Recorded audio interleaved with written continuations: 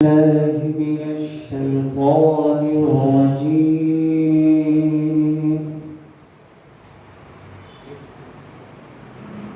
بسم الله الرحمن الرحيم.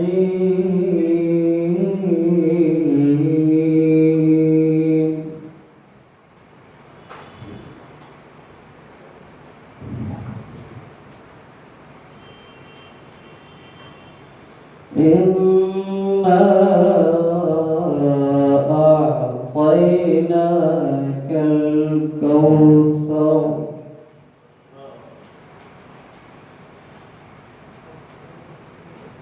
فصل لربك وانحر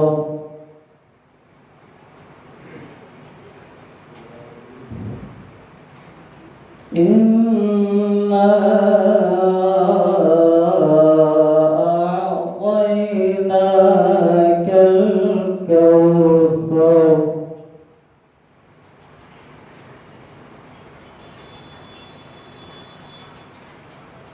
فصل لربك وانحر إن شانئك هو الأبتر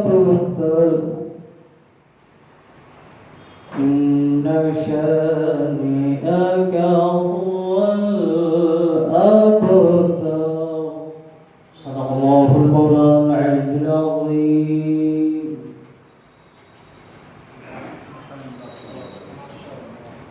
बहुत शुक्रिया अल्लाह के पाक कलाम से इस कार्यक्रम को शुरू किया गया है और अब हम इस कार्यक्रम को आगाड़ी बढ़ाने के लिए एक हमारे जो मेहमान आए हुए हैं उनका इस्तकबाल करते हैं। पुरबहज कमेटी के जो सदर हैं हाजी मोहम्मद कदीर अंसारी साहब को स्टेज में आने के लिए हार्दिक अनुरोध करते हैं। और अब इस कार्यक्रम को आगाड़ी बढ़ाते हुए हम नेपाली हैं, नेपाल हमारा देश है, नेपाल हमारी पहचान है और नेपाल की राष्ट्रीय गान गाने के लिए आप सभी लोगों को आमंत्रित करता हूं और अपने अपने जगह पे खड़े हो जाएं, नेपाल का राष्ट्रीय गान गाकर उसके बाद में हम कार्यक्रम को आगाड़ी बढ़ाना चाहते हैं।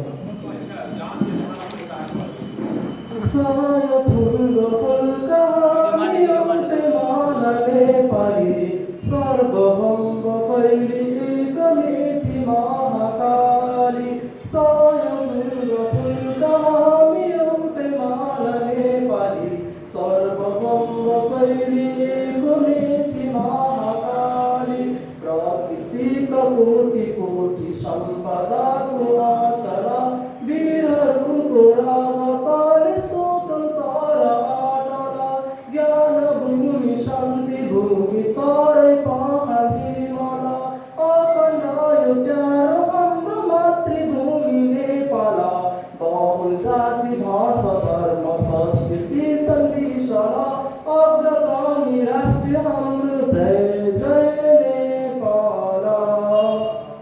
Thank you everyone.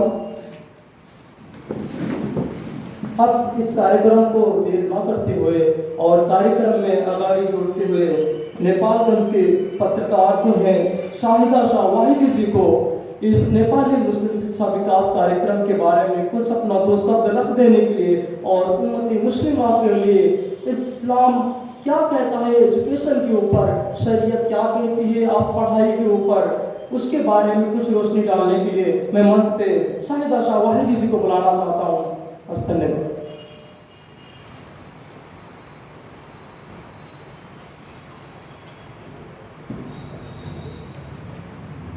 धन्यवाद। औज़ु बिल्लाहि मिनश शैतानिर रजीम। बिस्मिल्लाहिर्रहमानिर्रहीम। अस्सलामु अलैकुम। क्या होगा अदावत का सबूत इससे बड़ा और कुरान में लिखा और है दुनिया ने पढ़ा और मुफ्ती से कभी नुक्से इस्लाम न लेना सबै आलिमलाई सबै मौलानाले भन्दा खोजिएको होइन, तर पनि म किन भनिरहेको पछि प्रश्न पार्नेछु। मुफ्ती से कभी नुक्स इस्लाम न लेना, होता है मर्ज और देते हैं दवा और। हारून को अब्बास से बिल्कुल न मिलाना, हारून को अब्बास से बिल्कुल न मिलाना। मूसा की दुआ और है ज़हरा की दुआ और। हम अगर यहाँ इस्लामिक कल्चर इस्लाम ले हमले दिए को जुन स्वाधीनता हमले दिए को अधिकार का कुराबारे हम यहाँ प्रश्न पार्न चाहिरहेका छौँ र त्यसबारे छलफल गर्न गइरहेका छौँ। इस्लाम को सबभन्दा पवित्र धर्म ग्रन्थ कुरान संपूर्ण मानव समाज को कल्याण का लागि मार्गदर्शक र कुरान को सबभन्दा पहिलो सूरा इकरा अर्थात पढ्नुहोस् पढ जुन धर्म को धर्म ग्रन्थले सर्वप्रथम नै यो आदेश दिन्छ कि तपाईँ पढ्नुहोस्। त्यो समुदायको अवस्था आज यो छ, हामी शिक्षाबाट यति टाढा छौँ कि हामीलाई शिक्षाको सबभन्दा पनि त्यसको महत्त्व त्यसको गरिमा चाहिँ एकदमै थाहा छैन, हामी त्यसबाट अनभिज्ञ छौँ। त्यो समुदाय जसले 1400 वर्ष अगाडि पनि शिक्षाको महत्त्व दर्शाउँदै हामीलाई यो सन्देश दिएको छ कि हामी पढ्नुपर्छ र हुजूर पाक सल्लल्लाहु अलैहि वसल्लमको फरमान छ कि तपाईँ पढ्नुहोस् र पढ्नको लागि तपाईँलाई चीन जानुपर्छ भने जानुहोस् र पढ्नमा पनि तपाईँ महिला र पुरुषलाई छुट्याइएको छैन। तपाईँ जो मानव भएर जन्मिनु भएछ तपाईँलाई तपाईँको लागि शिक्षा अनिवार्य छ भन्ने सन्देश दिने इस्लामको अवस्था र इस्लाम धर्म मान्ने धर्मावलम्बीहरूको अवस्था आज यो छ कि हामी शिक्षाबाट धेरै टाढा छौँ। शिक्षा भन्दा पनि इस्लामको शिक्षा सँगसँगै हामी आजको आधुनिक शिक्षालाई पनि जोड्न चाहन्छौँ र हामी इस्लामको शिक्षाबाट त टाढा छँदैछौँ, आधुनिक शिक्षाबाट पनि एकदमै टाढा। यदि 2-3 क्लाससम्म मद्रसासम्म पढ्छौँ त्यसपछि हामी चाहिँ ड्रप आउट हुन्छौँ। बालिकाहरू छन् भने उनीहरूलाई विवाह गरेर पठाइन्छ र मुस्लिम समुदायको कुरा गरिरहेछौँ म यहाँ र बालकहरू छन् भने उनीहरूलाई चाहिँ विदेश कमाउनको लागि पठाइन्छ। कमाएर हामीले घर त बनाउन सक्छौँ तर उनीहरूको भविष्य चाहिँ बनाउन सक्दैनौँ त्यो धनबाट। यदि शिक्षा छैन भने हामीलाई त्यो धनको कुनै महत्त्व छैन, त्यो काम लाग्ने छैन, किनभने शिक्षाले नै हामीलाई जीवनमा मार्गदर्शनको लागि बाटो देखाउँछ। अर्को कुरा मैले यहाँ अघि एक लाइन भनेको थिएँ, मुफ्ती से कभी नुक्से इस्लाम न लेना, होता है मर्ज और ये देते हैं दवा और। हामीले अहिले जुन हाम्रो इस्लामिक कल्चरको माहौल छ यसमा चाहिँ यति सानो कुरा तलाक भनेपछि एउटा मौलानाले तलाक भयो भन्ने कुराहरूलाई फतवा लेखेर दिन्छ भने अर्को त्यही विषयमा त्यही मुद्दामा अर्को मुफ्तीले चाहिँ तलाक भएन तपाईँ सँगै बस्न सक्नुहुन्छ भन्ने कुरा भनेर। इस्लामले त सम्पूर्ण मानव समुदायको लागि विश्वको मानव समुदायको लागि एक सन्देश दिएको छ कुरानमा, तर यहाँ देवबन्दीको फतवा छुट्टै हुन्छ, सुन्नीको फतवा छुट्टै हुन्छ, अहले हदीसको फतवा छुट्टै हुन्छ, शियाको फतवा छुट्टै हुन्छ। जब फतवा छुट्टै भइरहेको छ भने हाम्रो समुदायको कल्याण कहिले हुने? हामी फतवामा त एकरूपता ल्याउन सकिरहेको छैनौँ भने हाम्रो समुदायको विकासको लागि एकजुट भएर हामी कसरी अगाडि बढ्न सक्छौँ?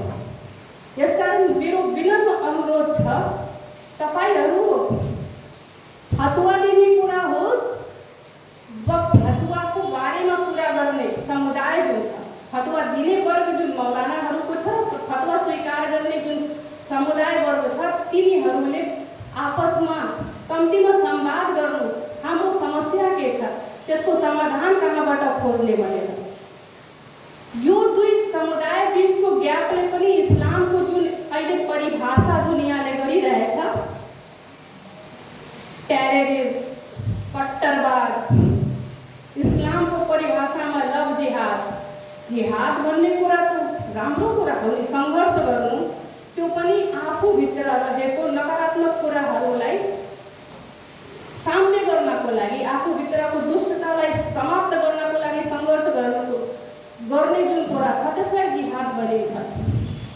जिहादले दुई भागमा विभाजन गरेको छ इस्लामले, जिहादे अकबर र जिहादे असगर।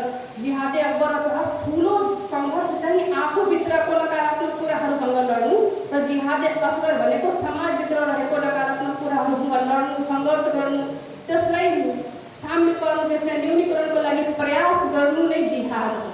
तर अहिले त्यसको परिभाषा परिवर्तन भएको छ, त्यसलाई नकारात्मक रूपमा प्रचार गरिरहेको छ।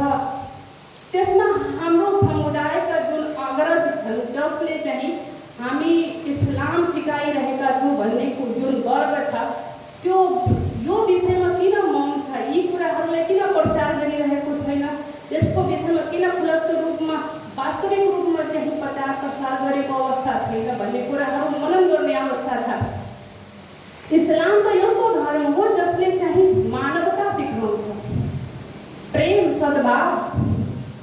त्यो धर्मलाई अहिले चाहिँ संसारमा नकारात्मक रूपमा प्रचार प्रसार गरिँदैछ, तर हामी मौन भएर बसिरहेछौँ। अहिले हाम्रो मौन बस्ने अवस्था छैन। हामीले इस्लामलाई आफू पनि पढ्नुपर्छ, इस्लामको धर्म ग्रन्थलाई हामीले पढ्नुपर्छ, त्यसमा अल्लाहले दिनुभएको सन्देशहरूलाई हामीले पढेर त्यसलाई आफ्नो जीवनमा उतार्नुपर्छ। यो उतार्ने कुरा म एउटा अर्को कुरासँग जोड्न चाहन्छु, किनभने दुनियाँले, संसारले तपाईलाई देखेर चाहिँ इस्लामलाई बुझ्दछ। अरू अन्य समुदायका व्यक्तिले कुरान खोलेर पढ्दैनन्, उनले हदिस खोलेर पढ्दैनन्। तपाईँको व्यवहारले उहाँहरूलाई दर्शाउँछ इस्लाम भनेको के हो। तपाईँ चोरी गर्नुहुन्छ भने उहाँहरूको त्यही बुझाइ हुन्छ, ए इस्लाम त चोरहरूको मजा हो। तपाईँ झगडा गर्नुहुन्छ भने उनीहरूले त्यही बुझ्छन्, ए इस्लाम त झगडालुहरूको समुदाय हो, झगडा गर्ने व्यक्तिहरूको जमात हो भन्ने कुराहरू बुझिन्छ। त्यसकारण हामी जुन व्यवहार हेराइरहेछौँ, जस्तो व्यवहार हेराइरहेछौँ, त्यो व्यवहार कसरी चाहिँ सकारात्मक रूपमा देखाउन सकिन्छ इस्लामले दिएको सन्देश अनुसार, त्यस्तो बाटोमा हिँडेर अनि मात्रै हामीले इस्लामको वास्तविक स्वरूप, इस्लामले दिएको वास्तविक सन्देश संसार समक्ष पुर्याउन सक्छौँ। यसकारण हामी आफ्नो अखलाकलाई, आफ्नो व्यवहारलाई चाहिँ राम्रो र सबल बनाउँदै अगाडि बढ्नुपर्छ भन्दै चाहिँ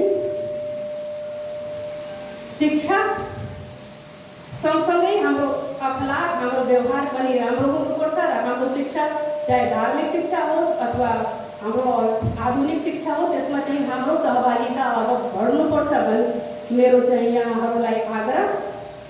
र यो आग्रह सँगसँगै हामीले अब समाजमा भएका नकारात्मक कुराहरू, त्यो हाम्रै समुदायको रहेको नकारात्मक समुदाय व्यक्ति सोच र क्रियाकलापहरूलाई रोक्न हामी पहल गर्न प्रण गरौँ र रोक्ने प्रयास गरौँ। इस्लामले यही शिक्षा हामीलाई दिन्छ र यसको सार कुरामा यति मात्रै भन्न चाहन्छु, जब तपाईँ सत्यको बाटोमा हिँड्नुहुन्छ भने तपाईँलाई बाधा अडचनहरू धेरै आउनेछन्। ती बाधा अडचनहरूलाई पार गर्दै तपाईँहरू सकारात्मक बाटोमा हिँड्नुहोस् र त्यो बाटो इस्लामको बाटो, रसुलल्लाह सल्लल्लाहु अलैहि वसल्लम र उहाँको सन्तानहरूको बाटो हो र त्यो बाटोले नै हामीलाई दुनियाँ र आखिरत दुईटैमा सफल बनाउनेछ भन्दै मैले यहाँ दुई लाइनमा मेरो कुरा समाप्त गर्न अनुमति चाहन्छु। गुरूर है तुम्हें कि तुम्हारे साथ तख्त ताज वाले हो, उसी तख्त को हिला के रख दे हम ऐसी अंदाज वाले हैं।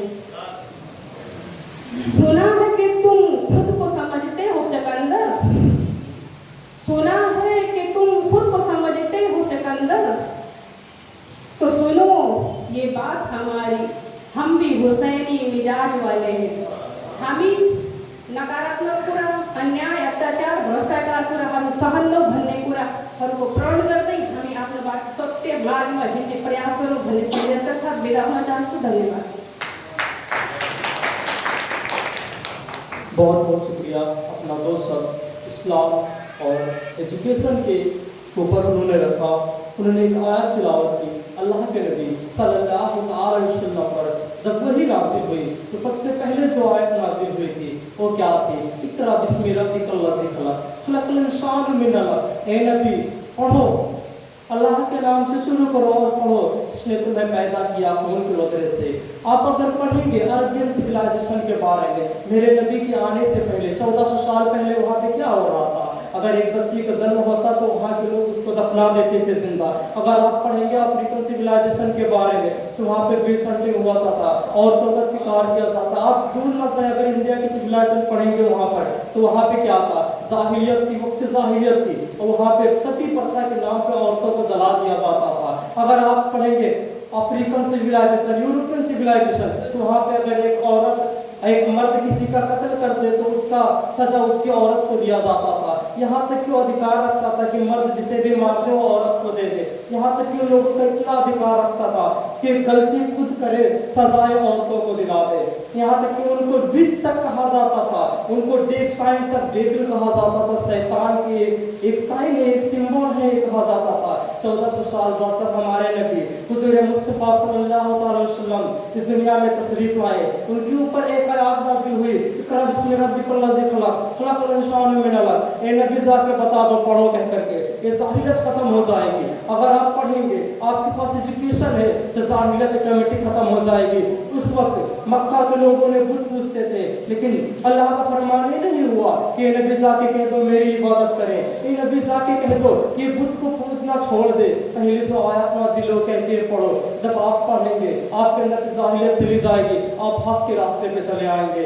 इसी वजह से ये प्रोग्राम रखा गया है। जब मेरे नबी ने दावतें दी, लोगों को कहा, पहली दुनिया की वह कौम है जिसकी किताब के पहले सूरे ने कहा कि ए नबी पढ़ो, दुनिया को कह दो कि ये लोग पढ़ाई करें। अगर ये पढ़ेंगे तो इनको आगे जाने वाली टीम में जो आने वाला वक्त है उसमें एक अच्छा कर पाएंगे, वो अच्छा मकाम हासिल कर पाएंगे। अगर ये पढ़ेंगे नहीं तो पीछे हो जाएंगे। अगर आप हमारे इतिहास पढ़ते हैं, कितने बड़े बड़े इस्लाम से साइंसदान गुजरे, इतने बड़े बड़े डॉक्टर गुजरे। अगर आप गूगल में सर्च करते हैं पहली यूनिवर्सिटी किसने बनाई तो मुसलमान आएगा। अगर आप ऑपरेशन करने वाला चाकू सर्च करते हैं पहला किसने बनाया तो मुसलमान का नाम आएगा। अगर आप सर्च करते हैं कि दुनिया की जो मैप है जिसको हम सब देखते हैं, लेकर चलते हैं, उसको पहले किसने बनाया तो भी मुसलमान ही था।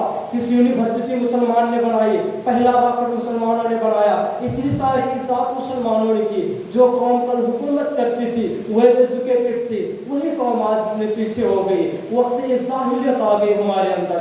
हमें जब पढ़ना चाहिए, हमें जिस चीज़ की इम्पोर्टेंस समझना चाहिए था, आज हम लोगों ने उस चीज़ का इम्पोर्टेंस छोड़ दिया। इस्लाम ने इखलाक सिखाया, मुसलमान ने इखलाक छोड़ दिया। हम इस्लाम ने हमें इक्वालिटी सिखाई। गदीर कुंभ में मेरे नबी फरमा रहे थे सारे लोगों से, ए लोगों तुम गवाह रहना, ए लोगों तुम गवाह रहना, कोई अरबी अजमी से बेहतर नहीं, कोई अजमी अरबी से बढ़कर नहीं है, सारे एक हो, तुम सारे एक आपस में भाई हो, तुम इत्तेहाद रखना अपने आप में। लेकिन आज मुसलमान एक आपस में लड़ रहा है, उसको गैर मुस्लिम मार रहे हैं। जब मारते हैं तो तकलीफ होता है, बम सीरिया में गिरता है, मुसलमान नेपाल के मुसलमानों को तकलीफ होता है। लेकिन जब बात आती है वो मरे तो तकलीफ हुआ, अगर बात मिलने की आ गई तो हम नहीं मिलेंगे। सीरिया वाले सिया हैं, वहाँ वाले ये हैं, वहाँ वाले ये हैं, वहाँ वाले फला है फला है। लेकिन जो गैर कौम है वो ये नहीं देखते कि कहाँ कौन है। वो तो एक टॉपिक पकड़ लिया मुसलमान, बस इनको खत्म करो। और हम भी आज खत्म हो रहे हैं, हम आज मारे जा रहे हैं। कारण ही क्यों है? एजुकेशन। हमें अगर कहीं ऑफिस में जाना है, कहीं कुछ कर रहे हैं तो हमें साइन करना नहीं आता है, हमें एक निवेदन तक लिखना नहीं आता है। हम ऐसी कौम मर गए। जो कौम कल सबसे पढ़ी लिखी कौम हुआ करती थी, आज वो कौम सबसे अनपढ़ में आती है। अगर आप नेपाल अगर संविधान देखे वहाँ कहता है कि मुसलमान अनपढ़ है, उनको पढ़ाई लिखाई की तरफ फोकस करो। कितने सारे संस्था बने कि मुसलमानों को पढ़ाई की तरफ फोकस कराने के लिए, लेकिन उन्होंने मुसलमानों ने अपने कुरान को छोड़ दिया। अगर वो कुरान पढ़ते तो उनका मालूम होता नबी पे जब वही आई तो क्या कहा गया कि पढ़ो। अगर तुम पढ़ो, अगर आप कुरान पढ़ोगे तो तुम्हें साइंस की बातें मिलेगी, कुरान पढ़ोगे तुम्हें बायोलॉजी, हर एक चीज़ कुरान में मौजूद है। लेकिन इस पढ़ना ही छोड़ दिया। इसी तरीके से अब इस कार्यक्रम को हम एक और शख्स को जोड़ना चाहते हैं। हमारे फलाहुल मुस्लिमीन जमाते नेपाल के जो सचिव हैं हाफिज जावेद साहब को इस मंच पे आकर अपने संस्था के बारे में भी कुछ बताएं और इस प्रोग्राम के बारे में भी कुछ कहें और नेपाली मुस्लिम विकास कार्यक्रम में नेपाली मुस्लिम को जो शिक्षा विकास है वो कैसे किया जा सकता है, वो किस तरीके से आगे चल करके हम लोग एजुकेशन लेवल हाई कर सकते हैं, आज जो अनपढ़ में आ रहे हैं उनको हम पढ़े लिखों में कैसे बढ़ा सकते हैं, इस विषय पे कुछ वो चर्चा करेंगे और अपने इस संस्था के बारे में भी कुछ बताने के लिए मैं उनको हार्दिक निमंत्रण करता हूँ।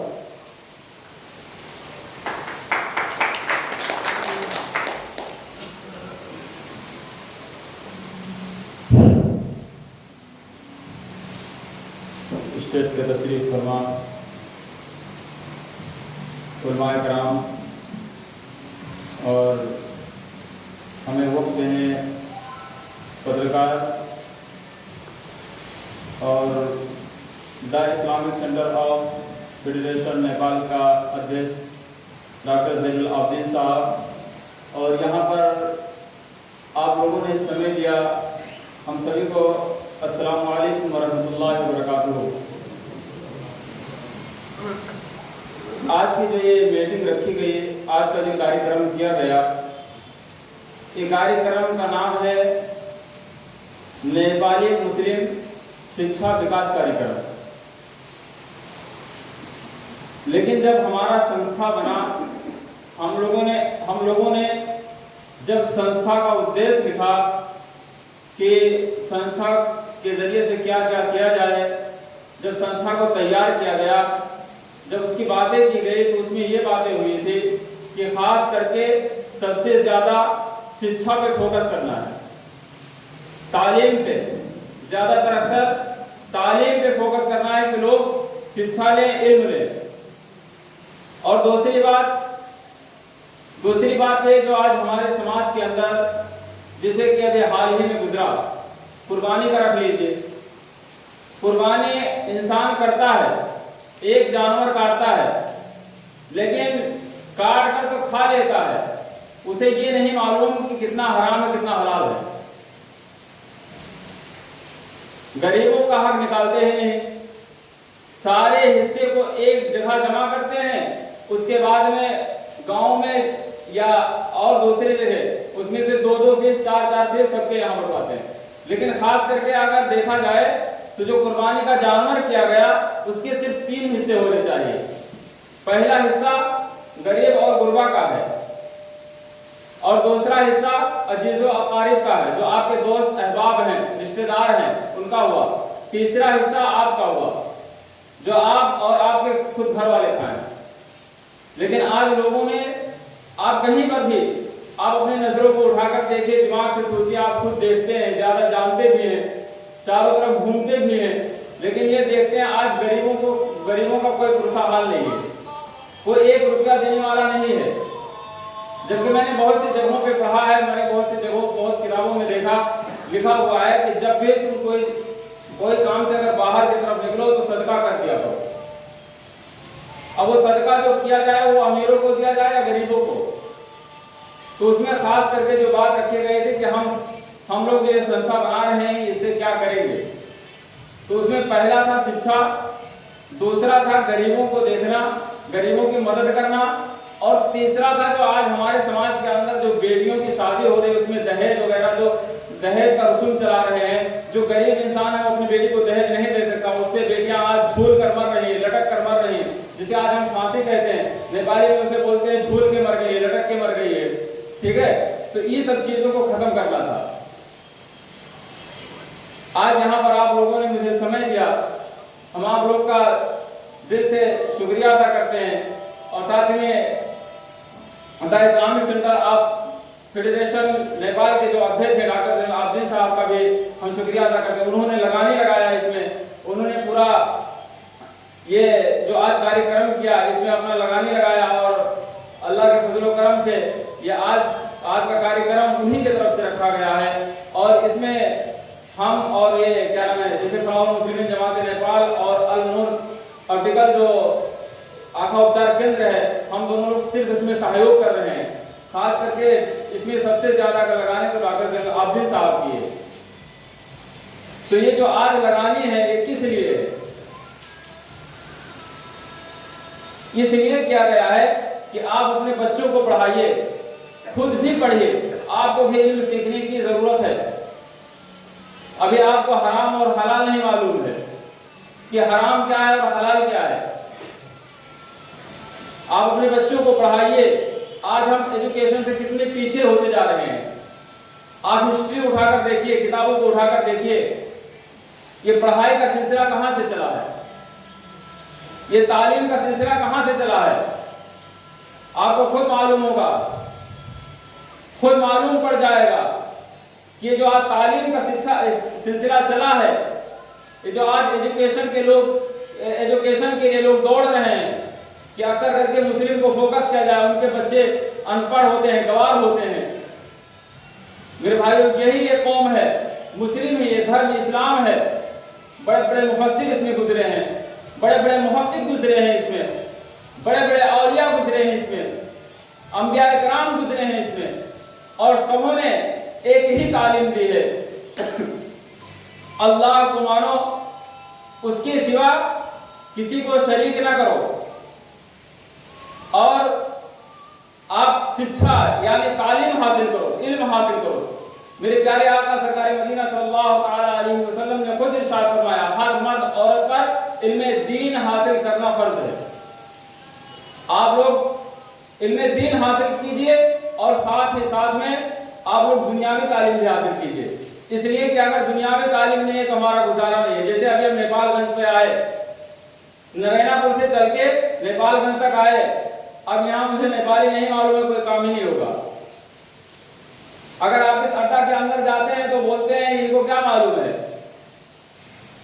ये अनपढ़ होते, गवार होते, वैसे भगा देते हैं, जाओ जाओ बाहर बैठो। अबे वो बैठे रहेंगे फिर भी कहेंगे बाहर बैठो, अभी बाद में साहब खाली होंगे तो आना। सिर्फ शिक्षा की कमी इसकी वजह से। अगर हमारे पास शिक्षा होता तो हम भी उनसे लड़ सकते थे, हम भी उनसे झगड़ सकते थे, अपना हक अधिकार मांग सकते थे, लेकिन शिक्षा नहीं है। अगर कहीं पर एक कार्यक्रम में बुलाया जाए कि चलिए वहां पर दीन इस्लाम की बातें सिखाई जाएंगी, तो लोग आने के लिए तैयार नहीं होते हैं। लेकिन अगर कहीं किसी जगह के ऊपर अगर नाच करा दिया जाए या गाना करवा दिया जाए, डांस करवा दिया जाए, तो वहां पर लाखों की तादाद दिखाई देती है। ये सिर्फ और सिर्फ शिक्षा की कमी है, इल्म की कमी है। तो मैं ये कहना चाहता हूं कि इल्म जरूरी करके अपने आप को भी सीखिए और अपने बच्चों को भी सिखाइए। अगर आपके पास इल्म नहीं है तो कुछ नहीं है दुनिया के अंदर, समझिए। इल्म सीखना एकदम लाजिम है, जरूरी है। आप नमाज पढ़ने जाते हैं, नमाज में नियत कैसे बांधना है, हाथ कैसे बांधना है, रुकू कैसे जाना है, उसमें पढ़ना क्या है, रुकू में पढ़ना क्या है, तशहुद में पढ़ना क्या है, मालूम ही नहीं है। तो आप खास करके इल्म दीन हासिल कीजिए और दुनियावी इल्म भी हासिल कीजिए साथ साथ में। मैं इतना ही कहकर अपनी पुस्तकों को समाप्त करना चाहता हूँ। अल्लाह तआला की बारगाह में दुआ है, पाक परवरदिगार आलम हमारे बोलने में कोई लफ्ज़ खता गलतियां माफ फरमा।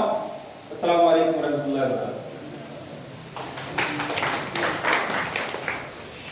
बहुत शुक्रिया हाफिज जावेद साहब का, मैंने अपने संस्था का उद्देश्य बताया, जो समाज के प्रति जो उनका मोहब्बत है, जो इस्लाम के प्रति उनकी जो वफादारी है, जो काम इस सोसाइटी के लिए करना चाहते हैं, उनके लिए उनको बहुत सारी शुभकामनाएं हैं।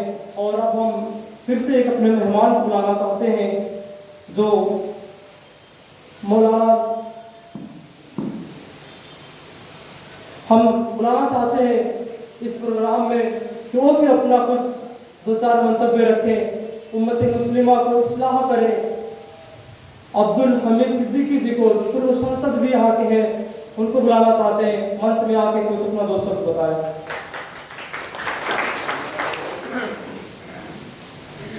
शुक्रिया। आज के कार्यक्रम के खुसूसी मेहमान जनाब डॉक्टर जैनुल आबिदीन साहब, मंच में तशरीफ फरमा उलमाए-ए-दीन, मेरे प्यारे इस्लामी भाइयों, अस्सलाम वालेकुम। आज बहुत बड़ी खुशी की बात है कि बकरीद का 30वां दिन है और नेपाल मुस्लिम शिक्षा विकास कार्यक्रम में हम और आप मौजूद हैं। मैं सबसे पहले आप आजाद को ईद उल अजहा ईद बकरीद की सुनहरे मौके पर तमामी हज़ार को ईद की मुबारकबाद पेश करें। ये बहुत बड़ी खुशी की बात है कि ये संस्था ने कौम मुस्लिम के शिक्षा के ऊपर ये प्रोग्राम किया है। मैं चंद बात कहने से पहले डॉक्टर साहब की तरफ से चाहता हूँ, मेरा हिमान साहब से गुजारिश है कि अगर होगी आप आ जाते तो अच्छा होता है। ऐ मुसलमान सुन, ऐ मुसलमान सुन, ये नुक्ता दर्से